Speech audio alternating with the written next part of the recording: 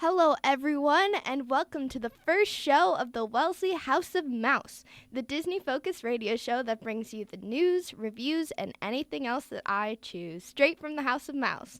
I'm your host, Samantha B., and you're listening to 91.5 WZOY Wellesley, live from the Wellesley studios, or the WZOY studios. All right, a little bit of background before we start our show today. You might be wondering, why is this girl going to talk about Disney for an hour every week? Is she even qualified? Who is this person? Well, I'm here to tell you, I am a humongous Disney fan. Growing up, Disneyland was my favorite place on this planet. And it was really my mom and I's place together for the longest time. And I grew up watching Disney movies, listening to Disney songs. I can quote pretty much any Disney movie and many at great length. I have tons of Disney clothing. It's just, I don't know, it's kind of taken over my life, but like in a good way, and now it's taking over my radio show, so I'm very excited about that. One day I really hope to work at Disney, and that's one of the biggest dreams of mine. We'll see how I end up working at Disney. I wish I could be an Imagineer. That would be amazing. But I am not going to school for engineering. I'm going to school for biology and political science. So, maybe instead I could work with the animals at Animal Kingdom. I think that would be sick. Or honestly, I really would settle for just working for 1 or 2 years, like in the park, doing basically whatever. They also have this really cool leadership training program for like middle schoolers and high schoolers, and I'd love to lead a couple groups each day and just talk about Disney and leadership. I would love that. So no matter how I can, I need to work for Disney at some point. Also, just as a little anecdote, I was talking to my mom the other day, and I ended up calling her about 5 times, and maybe 6, on like 3 different devices. So I called her on her phone, and I FaceTimed her, and I tried to call her through Facebook because I was very excited. So when she ends up calling me, she's like, Samantha, I am kind of freaked out. Like, this is either really good or really bad. And what I ended up having to tell her is that the Hawaii Club, or the Hawaiian Club on campus, sent out this email asking if anybody wants to learn how to hula dance for their luau. And I totally signed up because I really want to learn how to hula dance like Lilo from Lilo and Stitch, because I'm obsessed with that movie. I have tons of Stitch stuff. Like, if you ever get me a present and you don't know what to get me, Stitch is the best option. But yeah, so I was so excited about this hula dancing thing, and she just starts laughing, and she's like, I had to know that it was Disney. Like, I shouldn't even guess. But yeah, so that just shows you kind of my obsession / love for Disney and why that has pushed me to create this show. All right, so I'm next going to go over kind of the general format that is going to be seen in the show each week. It's kind of going to, change around as I see fit, as things work, as things don't. I have some friends who may want to come on the show in order to, just talk about, like, maybe their favorite thing. Like, I have a friend who loves Marvel, and then I have another friend who really loves Disney as much as me, so we might just, talk for 20 minutes about a favorite movie or something. It should be fun. But the general show starts with the intro, which is what you heard. That was the Fantasmic theme from the Fantasmic show at Disneyland, with artist Bruce Healey, Ned Washington, etc. off the album Walt Disney Records, The Legends Collection at Disneyland. So that's gonna play every show as my intro, plus my little blurb about, Wellesley House of Mouse, which is the name of the show.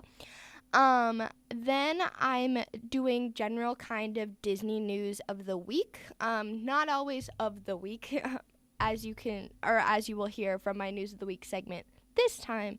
It is not all like from this week. I will also try to do a review, whether it's of a movie, a song, a ride, new merch, I don't even know, but something. And then also I try to do a deep dive, which is just kind of getting into the details of something that I love. Similarly, a movie, a song, a ride, etc. A book, a video game. I really want to play Kingdom Hearts at some point, so that's probably going to have to be a review after I play it. But yeah, and so in between, I might be playing a couple of songs. We'll really see. I have a show written for today, but I really don't know how short or long it's going to be, because I haven't, talked for an hour straight before. So we'll see if I'm like way under time or if I'm really pushing it. All right. So, my mom hates when I say all right. Okay. Moving on to news of the week. First up on the docket is that Disney has a new CEO. My mom texted me about 3 days ago with the words, "Bob Iger is out effectively," and my heart just dropped. For those of you who don't know, Bob Iger has been the CEO of the entire Disney company for the past 15 years and has really transformed the company into the company that it is today. I truly don't know if Disney would be the huge modern company today without him. He was the one who led the acquisitions of Pixar, Marvel, Lucasfilm, and just last year 20th Century Fox, which is now just known as 20th Century Studios. He has also launched Disney Plus during his time with the company, and the parks have gone through so many different changes, and he really has he's also opened parks in other countries like Shanghai Disneyland. So there's really been this huge period of growth. So many great movies coming out. He started being CEO in 2005, and just think about all of the amazing movies since then. Like almost all of my very favorites, other than the classics, were made in this time period. So when I got my mom's text about Bob Iger, I was immensely worried that he had done something bad, and that's why he was out so suddenly. Because, usually you don't really hear of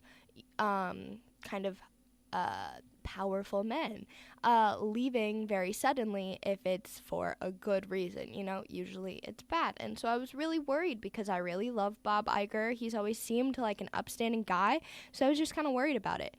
But turns out he is just as morally upstanding as he always has been. And it was just time for the company to transition to a new CEO. Bob Iger will stay with Disney as executive chairman through the end of 2021 to help the new CEO, Bob Chapek, another Bob, which is funny. He's going to help him with the transition, and Bob Iger wants to focus on the creative aspect of the Disney company for the next 2 years, which I think is fun because, from what I've seen, especially in his little Bob Iger has one of the little episodes on Disney Plus for the One Day at Disney shorts, and so it just kind of highlights, what he does as CEO, and he really does seem like he cares a lot about the creative side of the company, which is fantastic because, that's what makes the company, So I think it's cool that he wants to take a little time while he's training Bob Chapek to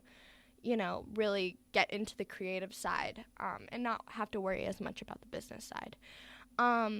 Now, the new CEO, Bob Chapek, is stepping into the position after being with the Disney company since 1993, about 3 years more than Iger, and was most recently the chairman of Disney Parks, Experiences, and Products for the past 2 years. He also led the Disney Parks and Resorts division for the 3 years before that.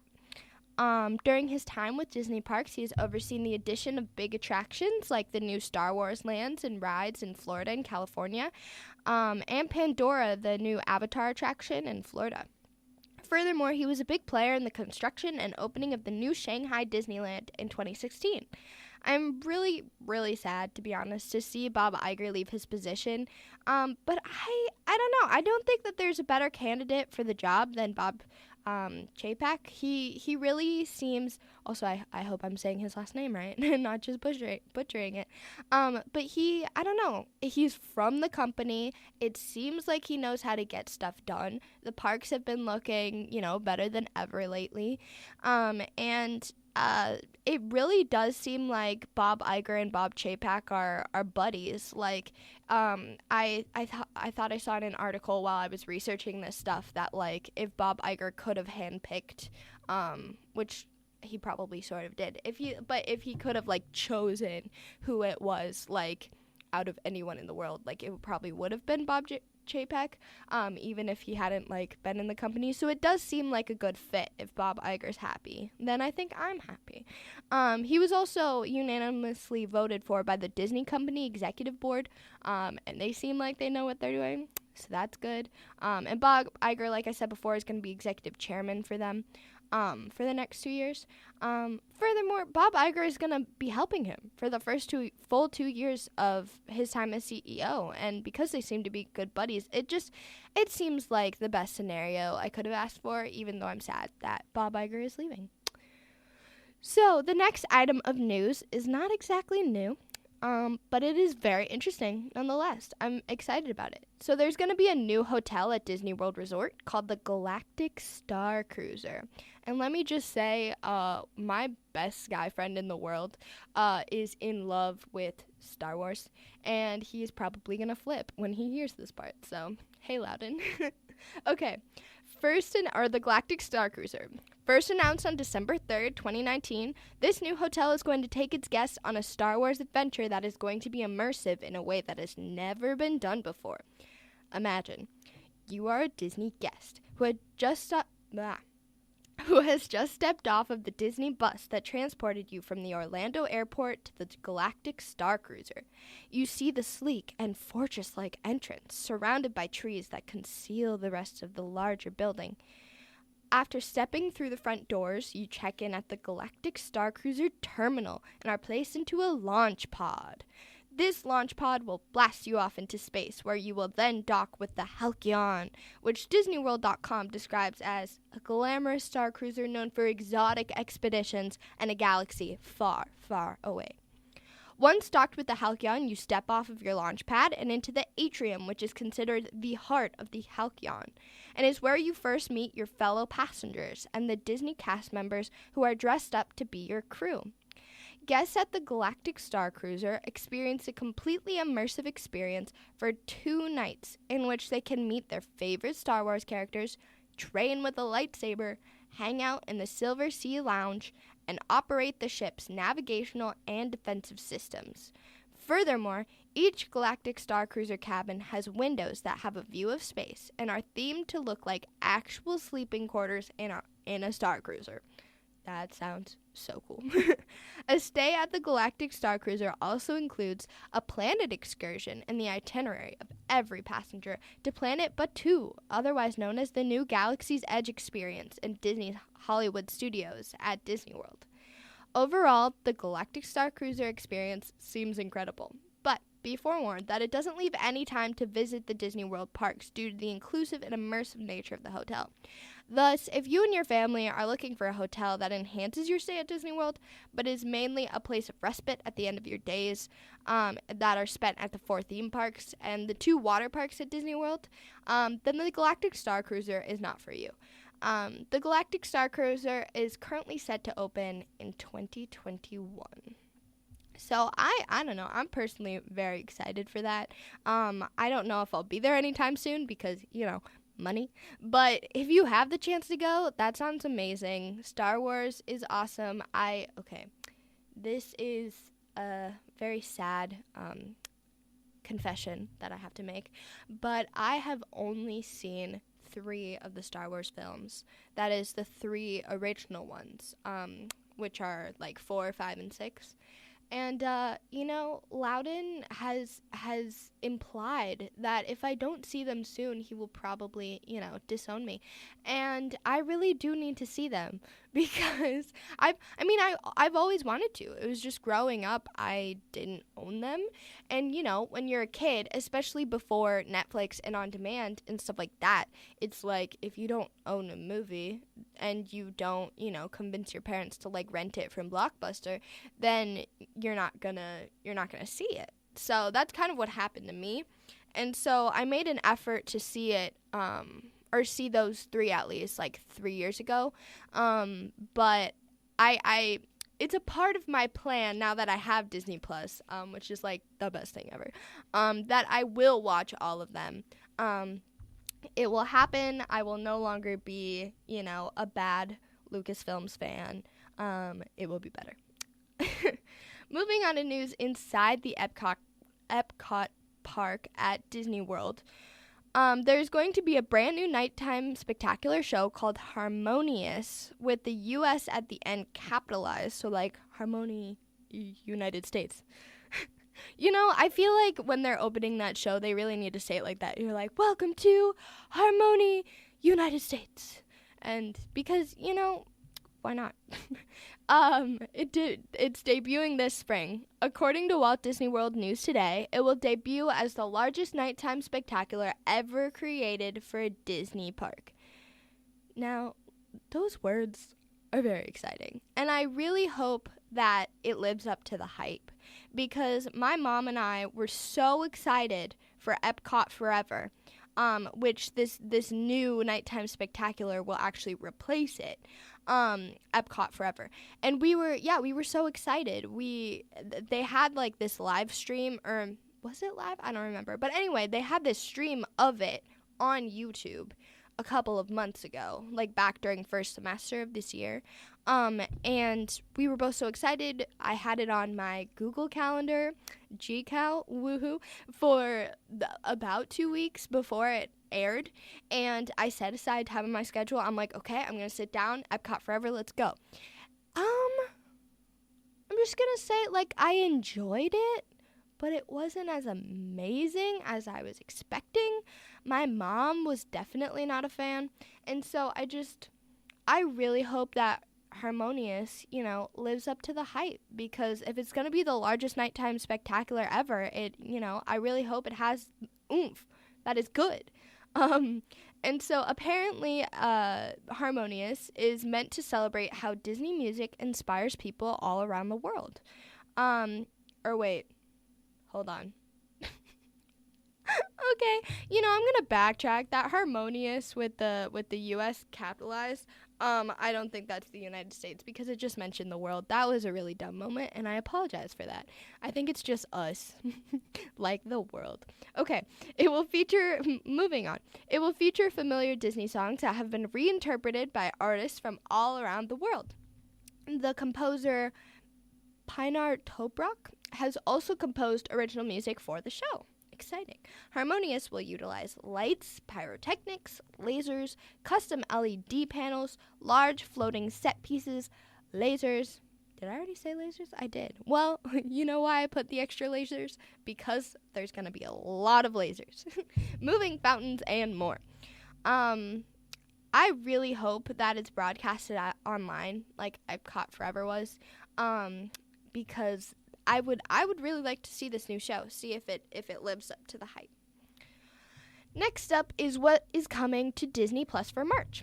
I don't know about you, but I had Disney Plus pre-ordered for months before it finally came out last November. I had a countdown clock going for the release of Disney Plus. I currently have this self-made roadmap in my dot journal that I might, talk about on a later episode.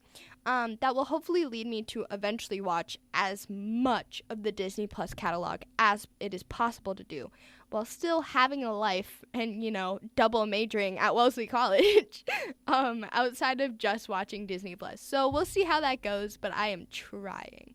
According to the website Tech Radar, and in order of release, the TV shows and movies that will come to Disney Plus in March are, wow, I sound like I'm presenting a category at the Oscars. And the nominees are, okay, Dr. Dolittle 2, Ice Age, Black Panther, Bedtime Stories, The Finest Hours, 3 on the Run, New episodes of the Disney Plus originals like Diary of a Future President and the Marvel Hero Project.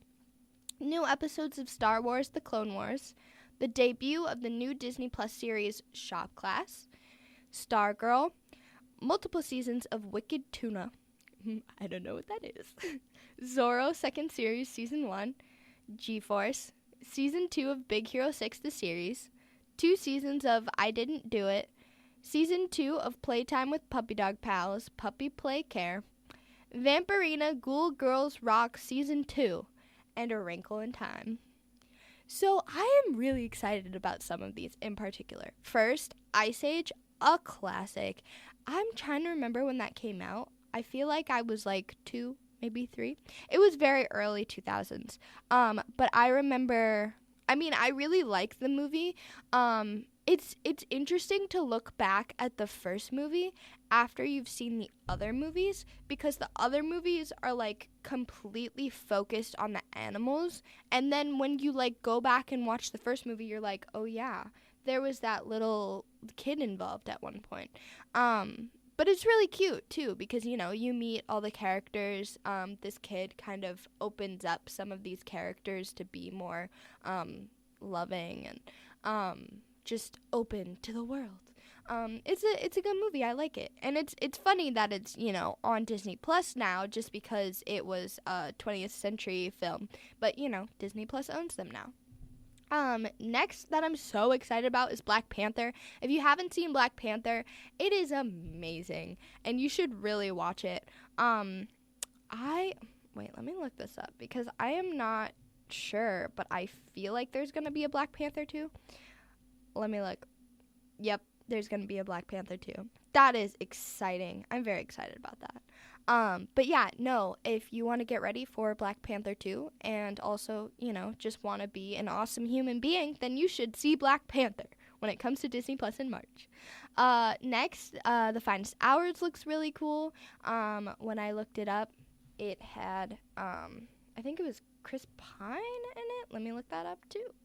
Yeah, Chris Pine, and I feel like my mom has talked about this film before. It looks very intense, so I am excited to see that for the first time. Never seen it before. I'm also excited for the debut of the new Disney Plus series Shop Class, because not only because it just looks cool, but also because my stepdad is probably really, really, really gonna like it.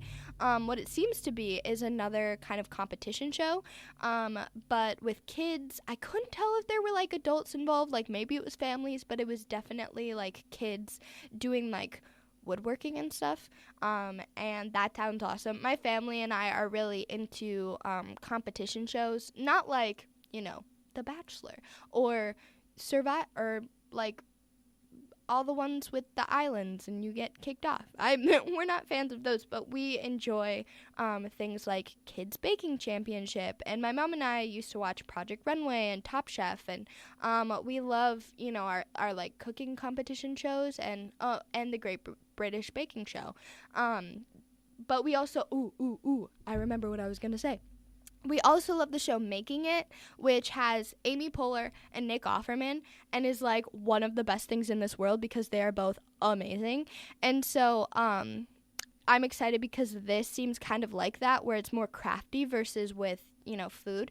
But it also involves kids, which is awesome. I love kids. And it is about woodworking, which my stepdad loves to do. He works at Menards. If you don't know what Menards is, it is a establishment. I can't speak. An establishment that reminds me of the Midwest, which is where I call home.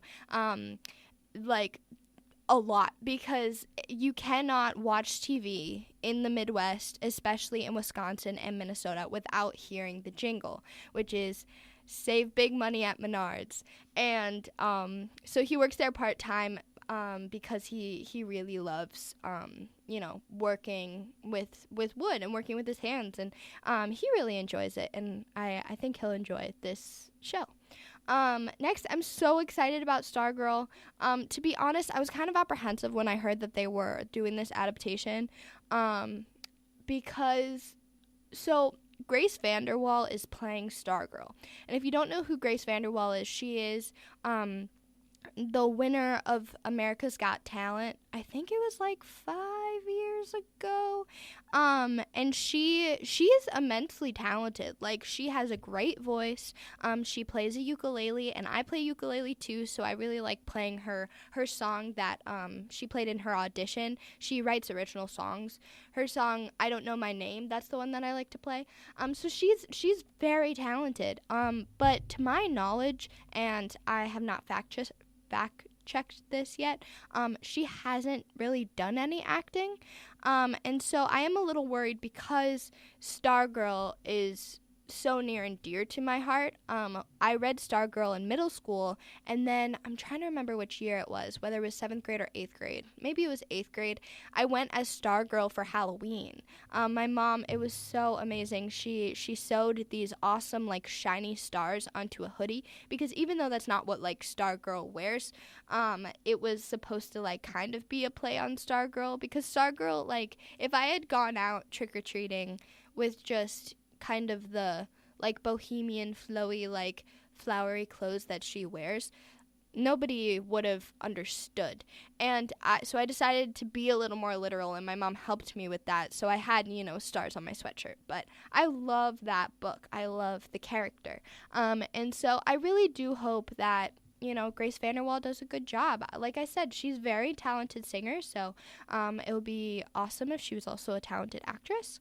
I saw the, I'm saying too much. My mom's gonna call me later and being like, you said a lot. I saw the trailer last night, and it actually looked pretty good, so I have hope for it. Yeah. I'm also excited for Vampirina Ghoul Girls Rock, because I have a soft spot for Vampirina. I have a 2-year-old sister, and I love, watching kid shows with her, and we've watched a few episodes of Vampirina, and it's amazing. She's this little girl who's a vampire, but her family moves to the human world, so she has to kind of, like, keep it secret, but her 2 best friends know, and she has, like, this, there are a couple other creatures that live in her house, including a really dapper ghost, like, he always has a bow tie, and then also a gargoyle that is voiced by Wanda Sykes. It is pretty awesome. I'm also excited for A Wrinkle in Time. That was another book that I loved growing up, and I've seen the new version, the one that most recently came out, and I can't remember the name of the main character. But I think Rowan Blanchard is her name from Girl Meets World. She's in that movie, and also Oprah's in that movie. Reese Witherspoon's in that movie. Mindy Kaling is in that movie, because they're all the Who's, or the W's. Is that what they're called? The awesome magical ladies who are like who, what, why, when. Anyway, I saw it, and there are some liberties taken, and I know some people who didn't like it, but I liked it. Like, if you don't attach it directly to the book, like, it's been a pretty long while since I read the book, then it is very enjoyable. It is visually very cool, and it also, what was I gonna say? I don't know, that the acting's pretty good. The songs are good. I recommend it. All right, that is it for the news part of this show. Next, we're going to go on to the review part. Today, I'm going to be reviewing Frozen 2, so I apologize if you haven't seen it. You should probably tune out for the next, I don't know how long I'll be talking. Maybe 10 minutes, maybe a little less, because there will be some spoilers, so I apologize in advance. Spoiler warning. So yeah, Frozen 2, love. Going into it, I was really apprehensive because, Frozen 1 was such a such a breakout film in the sense that, like, you know, it got so popular and the music is super fun, and, you know, I've always loved the visuals as well. I like to create art and look at art, so animation is always really gorgeous to me, and I love color schemes, and, you know, so that's something that draws me to a movie sometimes. And yeah, no, Frozen, the first one, you know, is now a classic. I can't believe that it's been so long since it came out. Like, if I'm not mistaken, I think it came out when I was in 6th grade, maybe 7th grade, and, you know, now I'm a freshman in high school, or I'm not a freshman in high school. I'm not going back. I'm a freshman in college. And so that's, you know, between 7 and 8 years. Wow. That's a long time. Like, my oldest sister, who's 10 now, like, I think she was 4 when it came out. Or, well, I guess she would have had to be 3 if it was 7 years. Anyway, I'm going off on a tangent. Frozen 1 was fantastic. So I was like, well, is Frozen 2 going to kind of cheapen Frozen 1? Is it going to make me upset? Because there have been Disney sequels, even though Disney is amazing. There have been Disney sequels that have disappointed. You know, like, I did really like Wreck-It Ralph 2, but, you know, it couldn't compare to Wreck-It Ralph 1. Which makes sense. Wreck-It Ralph 1 was amazing. Similarly, Cars 2 was probably one of the biggest disappointments ever to come out of Disney. Again, I liked it. If it had been a standalone film, it would have been fun. It's just compared to Cars 1, it was like, what are you doing? Though Cars 3 kind of, you know, brought it back, which was good. But, yeah, it's like, you know, sequels have the potential to make people sad. But no, Frozen 2 exceeded my expectations, which at Wellesley is an A. In order to get an A, you basically have to exceed expectations, which is really frustrating. Meeting expectations, like, gets you a B. But anyway, Frozen 2 gets an A because it exceeded expectations. The storyline, A. It was smart. It was emotional. It dealt with loss. Oh my gosh. The Anna scene where she sings The Next Right Thing. So heartbreaking. Like, I've seen the movie 3 times now. And each time that goes on, you know, where Elsa freezes and then Olaf dies. Like, I'm almost crying right now even thinking about it. And then Anna sings her heartbreaking song, which is also super inspiring and uplifting because it's true. Like, in any given situation, no matter how tough it is, really all you can do is the next right thing. And so it's so smart and so emotional. That scene is heartbreaking, like, in such a good way, though. Like, movies that can make you feel that much are so necessary. They teach you about the human condition. They teach you about love and life, and I'm just gushing now. There was also some interesting commentary kind of throughout the movie that, you know, like, little kids wouldn't necessarily pick up, but about, like, white exploitation of indigenous populations and just the harm that comes to them.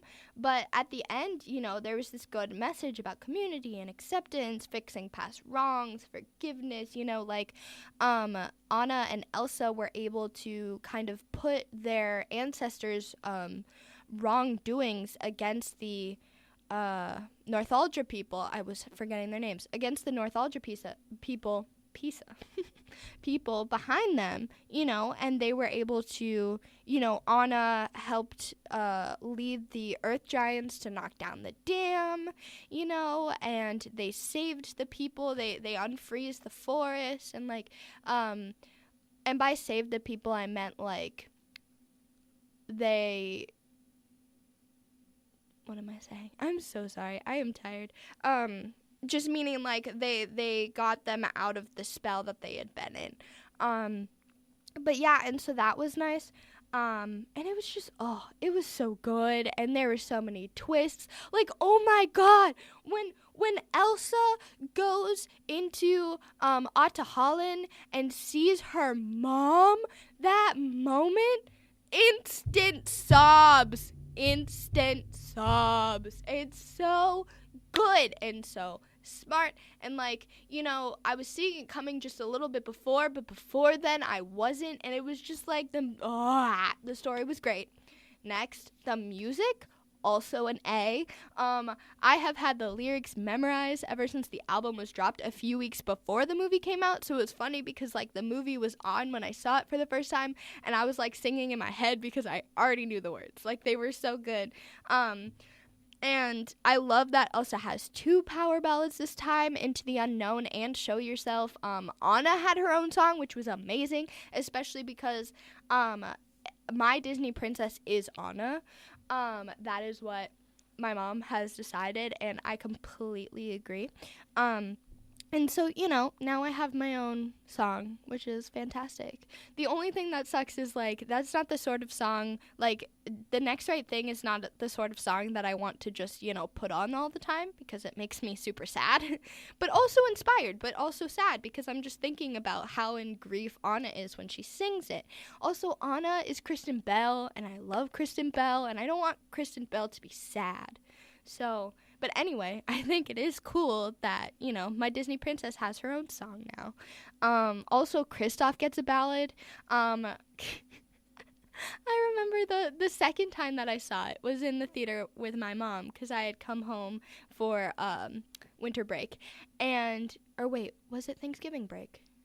I think it was Thanksgiving break. It doesn't matter. But we saw Frozen 2, and it was my second time. So I knew what was coming for the Kristoff song. And so I look over at my mom as all these reindeer are talking to him and singing. And then there's like, you know, the cheesy like guitar, and like it's just she was so appalled. She's like, Samantha, what is happening? Because the thing is, she loved the movie, but she, like, it was just way too cheesy for her, and it was so funny. Oh, my gosh. Yeah, I also, oh, my gosh, Olaf's song was awesome. A little anecdote is that the first time that I heard Olaf's song, which is When I Get Older, or... when I'm older, doesn't matter. I was, you know, I was in my dorm. I live in Stone D. I was over there. I was printing something out, and you know, the album had dropped that day, and I was listening to Olaf's song, and I was super excited. And at the very beginning of the song, you know, there's a little kind of like instrumental thing, and then there's a pause, and then he just goes, Samantha. Oh my God. The first time that I heard that, I just stopped. And I was like, Olaf? Like, I didn't say it, but I was thinking it because I'm like, oh my goodness, is Olaf actually, you know, speaking to me?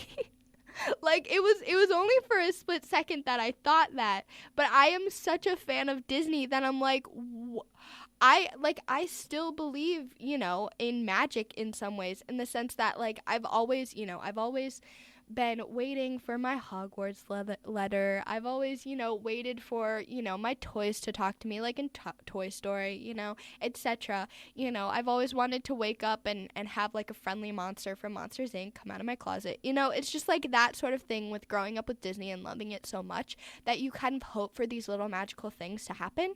And so I was like, oh my gosh, is it my moment? Is Olaf actually speaking to me? What?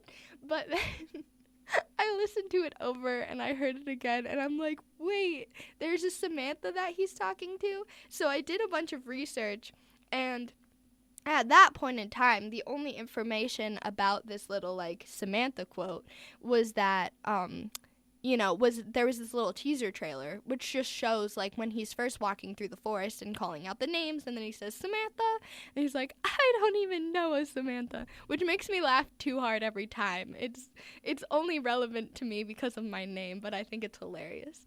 And then the little part where he goes, what was that, Samantha, which is in the song. But I was like, oh my gosh, is there actually a character named Samantha?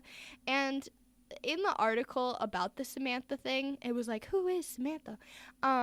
it made it clear that there didn't seem to be an actual character, but I was kind of waiting to see, because, sometimes Disney does things where they, like, kind of, I don't know, introduce a character, or, like, someone thinks a character exists, and then someone else is like, oh, they don't exist, or something. But then in, like, an end credit scene, or just, like, at the end of the movie, maybe a tiny little character, like, kind of passes on screen, and they're like, oh, yeah, there's Samantha, and so I was waiting for that. I'm like, am I finally going to get a Disney character? Turns out I didn't, but I still think it's funny and cool that Olaf mentions me twice in Frozen 2. So I'm kind of famous now, not to brag. Next is animation. Gorgeous. The color schemes. Like, can we just take a moment? It's like watching it in the theater, looking at the beautiful, like, Arendellian landscape, expanses, Nordic, blah, like, so pretty. In another life, I really was an animator. Like, I wish I could do that. I have a little bit of artistic skill, but my passions lie, like my issue is that I have too many passions. So I am passionate about art. I am passionate about animation. I'd love to be an animator. But there's a bigger part of me that's in love with biology and wants to do, like, animal research. And I also love government, and I want to, make a very positive impact on the world. So I possibly want to use that research to advocate for conservation and for, the environment and animals. So it's just like these passions where it's like, my animation passion is so strong, but like bio and poli-sci are just a little bit stronger, And so it's just, there's this part of me that's sad. But anyway, animation in Frozen 2, gorgeous. Olaf quotes in animation 2, or Frozen 2, pretty funny. That Samantha thing, that got me. But there's some other parts that are so funny. Oh my gosh. There's this part where Olaf is talking to Sven, and it's like near the beginning after they're playing charades. And he's talking to Sven, and he's like, Sven, you promised to read me a bedtime story. And then Kristoff, does his voice for Sven, and he's like, I did? And then Sven just looks at Kristoff incredulously, and he's like, bro, I didn't do this, like, what? And Olaf, like, lays on top of Sven as Sven is walking Olaf to his room, and he's like, I love when you do the Kristoff voice, and you're like, I need to go talk to some rocks about my childhood. And that killed me. Like, it's so funny. Olaf is the best. Okay, last thing that I'm going to talk about with Frozen 2 before I move on to my deep dive, because I was going to play a Frozen 2 song after, but I don't know if I have time. So I'm just going to save that for the end if I have time then. But what was I going to say? I am so upset about the fact that, Frozen 2 was snubbed from the Oscars. Like, that was a big deal. Very upsetting. I think that, it deserved an Oscar way more than Toy Story 4 did. Like, I enjoyed Toy Story 4, but it didn't have the smart, like, writing. It didn't have as much emotion. Like, the emotion was there, but not as much. Like, it didn't make me cry, like, 5 times. I legit cried.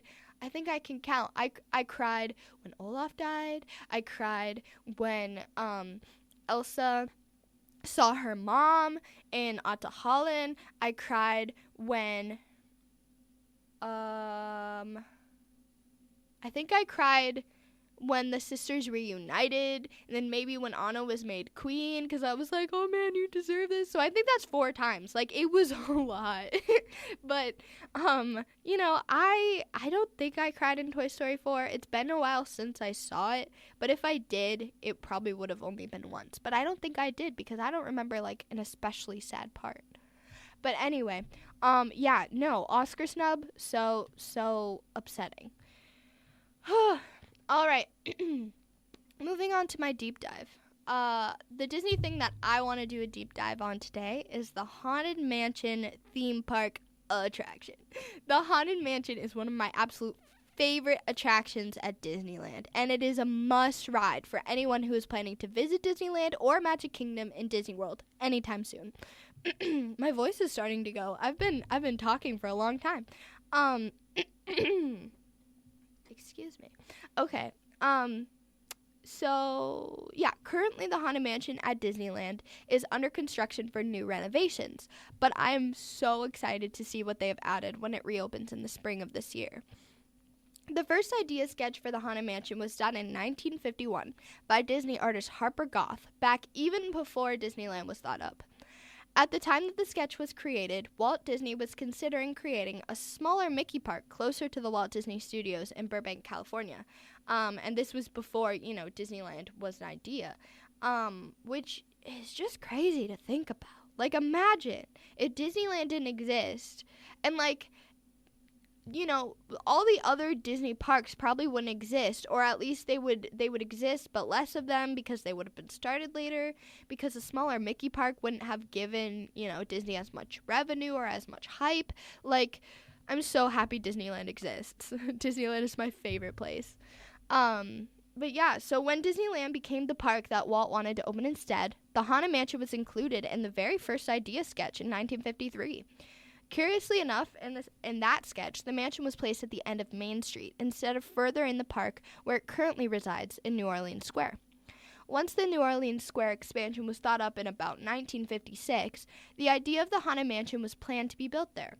In 1957, Disney Imagineer Ken Anderson was put on the Haunted Mansion project and started to come up with scene ideas for inside the house. Initially, he thought that the mansion should be a walkthrough experience for guests. I can't imagine the Haunted Mansion without the doom buggies and the stretching elevator room. This idea was eventually scrapped because it is very difficult to usher people through a walkthrough experience at a steady pace that allows for the thousands of guests who want to visit the attraction each day. From 1961 to 1963, the exterior of the building was constructed, and it was publicized that it was to open when it was done being built in 1963. However, the opening ended up being delayed by 6 years to 1969 due to Disney's involvement in the New York's World Fair and a redesign of the attraction after Walt Disney died in 1966. In 1965, Walt Disney teased the attraction on his show Walt Disney's Wonderful World of Color by explaining that the company was, quote, out collecting ghosts. We are going to bring ghosts from all over the world, and we are making the house very attractive to them, hoping they will want to come stay at Disneyland. So we're putting in wall-to-wall cobwebs. We guarantee them creaky doors and creaky floors, unquote. During the production process, Walt urged Imagineer Yale Gracie to, quote, just think things up, unquote. Yale Gracie and Imagineer Raleigh Crump, I need to slow down for a second. And Imagineer Raleigh Crump played with illusions in order to make the Haunted Mansion as immersive as possible. Animatronics, mirror tricks, projections, hidden wires, etc. were all used to bring the Haunted Mansion to life. Mark Davis, one of Disney's 9 old men, which were the core animators on the classic early Disney films, was brought onto the project too to design some of the mansion's characters. Mark Davis actually debuted the ideas of the stretching room that is featured at the beginning of the ride and the changing portraits that are in the hallway toward the doom buggies on the same episode of Walt Disney's Wonderful World of Color in 1955, in which Walt first talked about the Haunted Mansion. I've always loved the stretching paintings and changing pictures.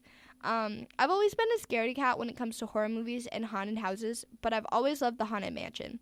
I think it was the fact that because Disney was my favorite and happiest place, I knew that I was safe, so I wasn't scared. One of my favorite parts of the mansion was thought up about this time as well. So there's this ballroom in the middle of the ride where you're already traveling on a doom buggy, and ghosts are dancing, and an old woman is blowing out candles on a birthday cake.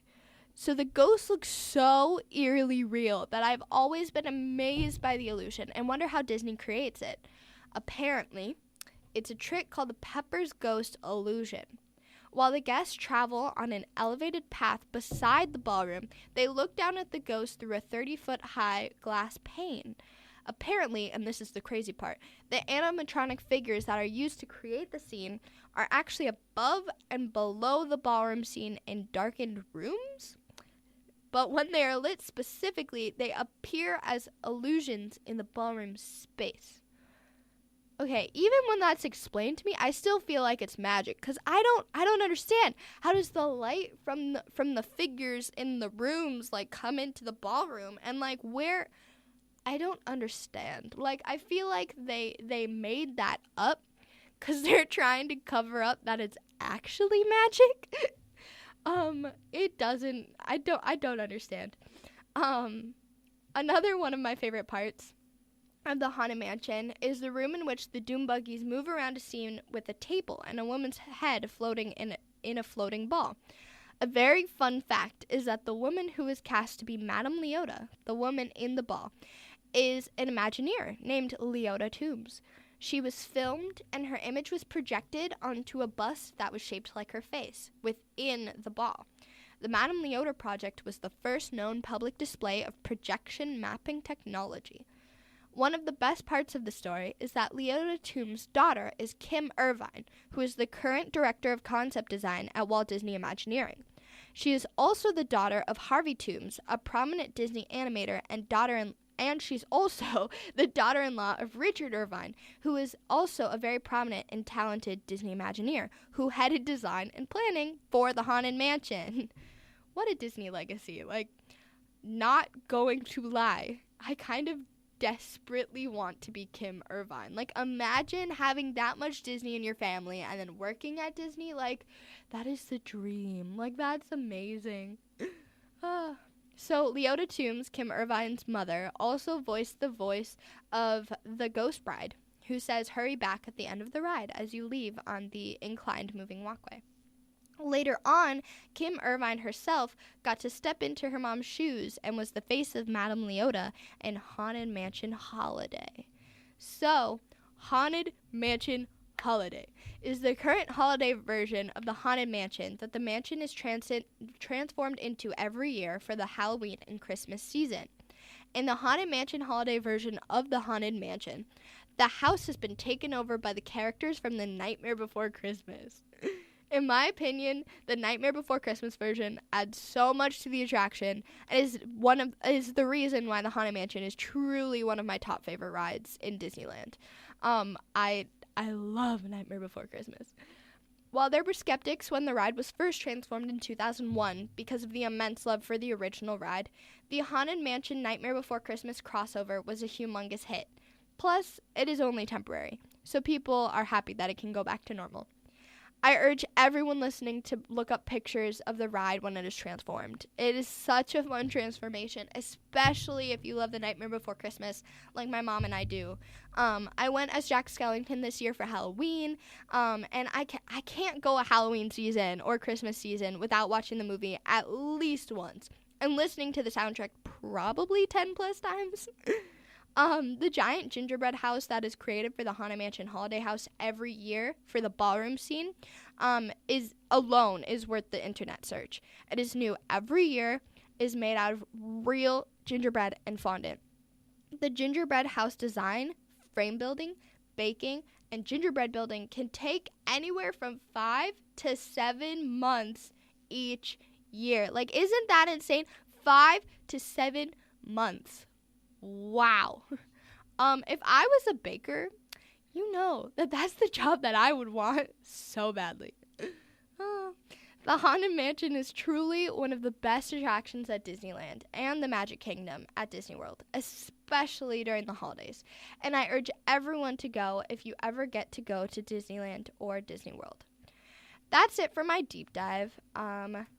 So I originally was going to give you all a taste of the Haunted Mansion theme song, which is called Grim Grinning Ghosts, but we do not have time for that. So instead, I am going to play Show Yourself from Frozen 2, but the computer that I would play it on is currently locked, so I have to quickly put in the password. I am going to just talk random words. Okay. Talk random words. Say random words. All right. I am going to play Show Yourself, and then I'm going to wrap up the show. Thank you so much for listening. Enjoy Show Yourself by Idina Menzel and Evan Rachel Wood.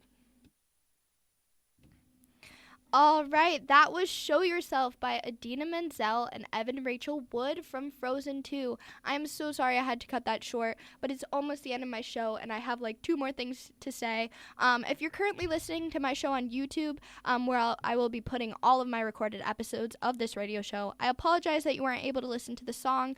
While I'm legally allowed to play copyrighted music on the WZLY radio waves because the station has the license to do so, I cannot play copyrighted music on YouTube. I really don't want to get sued. I love Disney, but their tight grip on their copyrighted property is intense. That's it for me here at the Wellesley House of Mouse. I truly hope that you enjoyed listening to my first show. I wrote about half of it last night from 9 p.m. until midnight, so this is truly a labor of love. I love you all, and I hope that you tune in next Friday at 9 a.m. or decide to listen on my YouTube channel, where I will be posting every episode that I air if possible. If anyone listening wants to check it out, the channel is my name, Samantha Beavers. Beavers is spelled like the animal, but without the A. Thank you again for listening. Peace out from the Wellesley House of Mouse.